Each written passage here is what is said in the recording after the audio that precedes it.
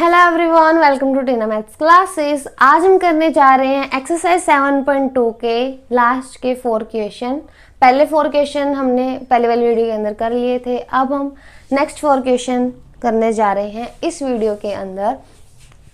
और पहले वाली वीडियो के अंदर हमने जो किया उसके बारे में हम थोड़ा बहुत जान लेते हैं। तो हमने 2 प्रॉपर्टीज पढ़ी थी कि अगर साइड है इक्वल, एक ट्रायंगल है उसके अंदर अगर साइड्स इक्वल है तो उसके अपोजिट वाले एंगल इक्वल होंगे, और अगर एंगल इक्वल है तो उसके अपोजिट वाली साइड्स इक्वल होंगी। ये हमने उस वीडियो के अंदर कर लिया, इंट्रोडक्शन वाली वीडियो के अंदर किया था 7.2 की। तो अब उन्हीं प्रॉपर्टीज का यूज करके हम इस चैप्टर के ये आगे के 4 क्वेश्चन करने वाले हैं। तो 5th क्वेश्चन के अंदर हमें कहा है ABC और DBC दोनों आइसोसेलेस ट्रायंगल है, और आइसोसेलेस ट्रायंगल होते हैं तो उनकी 2 साइड्स इक्वल होती हैं, ये हमें पता है। और हमें कहा है कि हमें प्रूव करना है शो दैट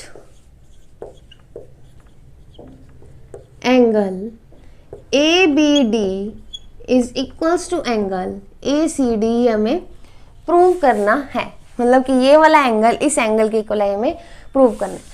तो ये प्रूव करने के लिए हम क्या करेंगे, इसको हम नाम देते हैं एंगल 1, एंगल 2, एंगल 3, एंगल 4, क्योंकि हम बार बार नाम लिखेंगे तो बहुत ज़्यादा कंफ्यूजन होने वाली, इसलिए ठीक है। तो हमने इनको नाम दे दिया। और अब हमें पता है कि अगर हम ट्रायंगल ले रहे हैं ABC, in triangle ABC angle 1 is equal to angle 2। Angle 1 angle 2 के इक्वल क्यों है?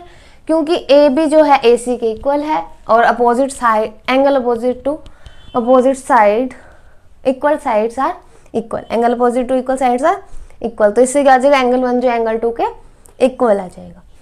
और दूसरा ट्रायंगल BD जो है वो AC के इक्वल है, तो इसके अपोजिट में जो एंगल है वो भी इक्वल लेंगे। तो एंगल 4 जो है वो एंगल 3 जो है वो एंगल 4 के इक्वल आ जाएगा, है ना। एंगल 1 एंगल 2 के इक्वल, एंगल 3 एंगल 4 के इक्वल आ गया, ठीक है। हमने इसको दे दिया इक्वेशन 1, इसको दे देंगे इक्वेशन 2, एडिंग इक्वेशन 1 एंड 2, क्योंकि हमें पूरा एंगल चाहिए ना, हमें ये पूरा एंगल चाहिए और ये भी पूरा एंगल चाहिए।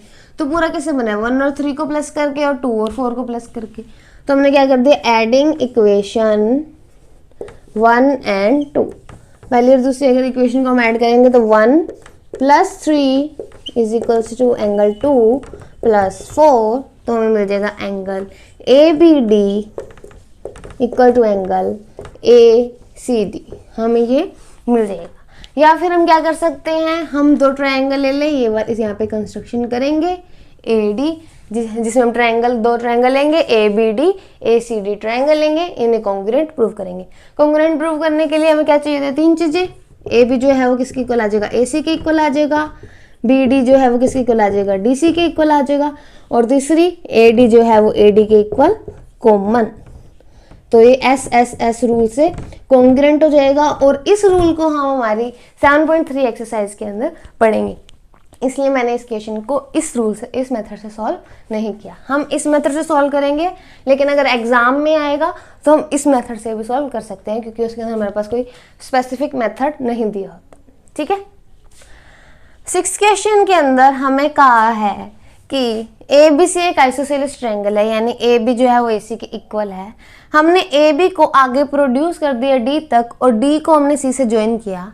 AD को ऐसे प्रोड्यूस किया कि वो AC के इक्वल हो गया, यानी कि AB के इक्वल आया। AB जो है AC के इक्वल, ठीक है। हमें गिवन क्या क्या है, AB जो है वो AC के इक्वल, AB जो है वो AC के इक्वल आइसोसेलेस ट्रायंगल है, और AB जो है वो AD के इक्वल, ठीक है। हमें ये गिवन है। अगर AB AC के इक्वल है तो एंगल 1 एंगल 2 के इक्वल होगा। Angle 1 is equals to angle 2 if AB is equals to AC। और अगर AB जो है AC के भी इक्वल है, AB जो है वो AD के इक्वल है, तो AC और AD भी आपस में इक्वल होंगे, है ना। तो इससे क्या आ जाएगा, एंगल 3 जो है वो इक्वल आ जाएगा एंगल 4 के। एंगल 1 एंगल 2 के इक्वल, एंगल 3 एंगल 4 के इक्वल आ जाएगा। अगर ये ऐसे इक्वल आ गए, हम अब ये पूरा ट्रायंगल आएगा, और एंगल सम प्रॉपर्टी क्या कहते हैं ट्रायंगल की, कि सभी एंगल का सम क्या आएगा 180 डिग्री। तो अगर हम सभी एंगल को प्लस कर दे, angle 1 plus angle 2 plus angle 3 plus angle 4, 2 और 3 इकट्ठे क्यों होंगे? क्योंकि ये ऐसे, ठीक है, ये वैसे तो प्रूव करना है 90 डिग्री, लेकिन मैं ऐसे लगा रही हूँ कि हमने पूरा एंगल लेना है। तो ये पूरा एंगल मैंने 2 और 3 अलग अलग सेगमेंट्स में ले लिया। एंगल 1 एंगल 2 के इक्वल, तो double of angle 2 plus angle 3 angle 4 के equal to double of angle 3 लिख सकती हूँ मैं। अब मैंने 2 और 3 क्यों लिखा, 1 और 4 क्यों नहीं लिखा? क्योंकि हमें 2 और 3 चाहिए, क्योंकि उन दोनों को अगर हम प्लस करेंगे, एंगल 2 प्लस एंगल 3 को हमने 90 डिग्री प्रूव करना है इस क्वेश्चन के अंदर, ठीक है। हमने इस क्वेश्चन के अंदर इसे 90 डिग्री प्रूव करना है। तो हमने एंगल 2 और 3 को ले लिया डबल डबल, अब 2 कॉमन आ जाएगा, तो angle 2 plus angle 3 is equals to 180 degree. तो एंगल 2 प्लस एंगल 3, 2 उधर जाएगा डिवाइड में, तो 180/2 आ जाएगा 90 डिग्री। तो एंगल 2 प्लस एंगल 3 90 डिग्री। तो एंगल DCB जो है वो क्या आ जाएगा, 90 डिग्री।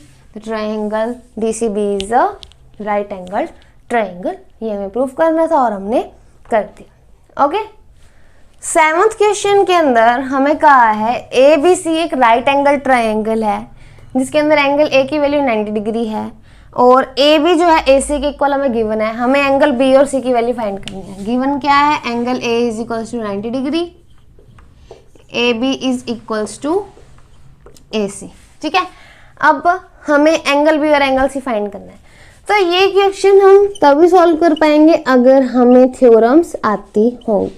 हमने अगर थ्योरम अच्छी तरह पढ़ी होंगी तो हमें इक्वेशन आते होंगे। तो हमने थ्योरम पढ़ी थी, angles opposite to equal sides are equal. तो एंगल B और एंगल C क्या आ जाएंगे, equal. Angle B is equal to angle C because angles opposite to equal sides are equal, ठीक है। जो इक्वल साइड के अपोजिट में एंगल होंगे तो वो इक्वल हो जाएंगे, ये हमें पता है।